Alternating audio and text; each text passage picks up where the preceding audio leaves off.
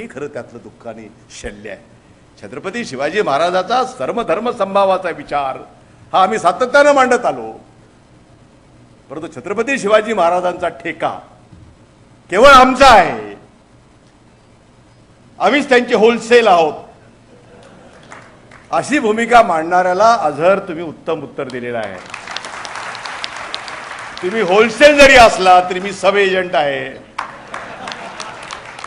हे तुम्ही दाखवून दिलं. आणि मी छत्रपती हे केवळ एका विशिष्ट जाती जमातीचे नव्हे तर सर्व धर्म समभाव मांडणारा हा जाणता राजा, ही भूमिका घेऊन हा आपण सुरू केलेला प्रयत्न, याचं कौतुक.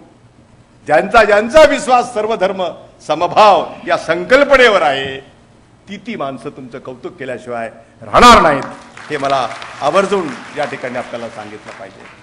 आणि म्हणून छत्रपती शिवाजी महाराजांची जयंती कधी असावी आणि कोणती असावी याच्यावरही वादविवाद झाले.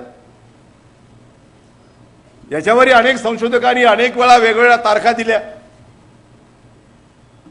मला आनंद वाटतो की आमचे त्यावेळेसचे शिक्षण मंत्री कैलासवासी प्राध्यापक रामकृष्ण मोरे हे जेव्हा माझ्या पहिल्या मंत्रिमंडळामध्ये माझे शिक्षण मंत्री होते आणि मी मुख्यमंत्री होतो, त्यावेळा आम्ही कॅबिनेटने निर्णय घेतला आणि ठरवलं की सरकारच्या वतीनं जयंती साजरी जर करायची ती 19 फेब्रुवारीलाच ती आम्ही साजरी करू, असा आम्ही निर्णय घेतला.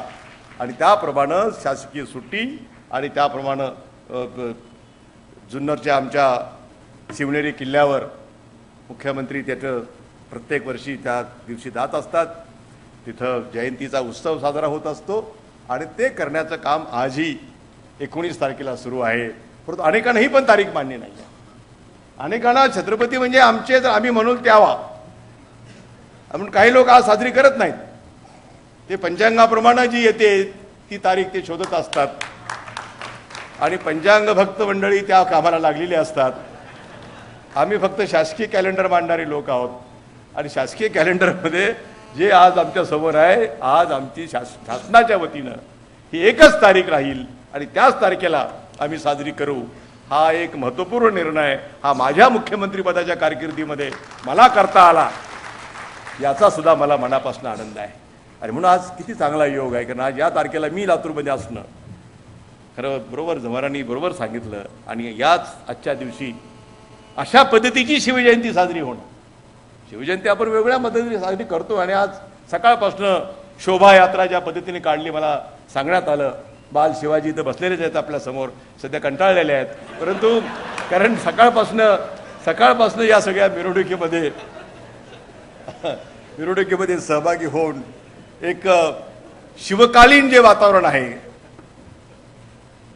शिवशाही म्हणत नाही मी, शिवकालीन, तर शिवशाही म्हटलं तर मग परत वेगळा अर्थ काही लोक काढते, पण शिवकालीन वातावरणाची निर्मिती आणि लातूरमध्ये एक वेगळं चैतन्याचं वातावरण आजच्या दिवशी आपण निर्माण केलं. आणि म्हणून मी अनेक शिवजयंतीचे कार्यक्रम केले, परंतु माझ्या कायम लक्षात राहील तो आजचा कार्यक्रम, हे मला मुद्दाम या ठिकाणी सांगितलं पाहिजे. कारण छत्रपती शिवाजी महाराजांच्या विचाराला स्वीकार करून एक सर्व धर्म समभाव ही भावना लोकांच्यापर्यंत पोहोचवण्याचं काम आणि छत्रपती खऱ्या अर्थानं जगापुढे नेण्याचं काम जर कोणी केलं असेल तर ते अझहर शेख यांनी केलेलं आहे. ही आठवण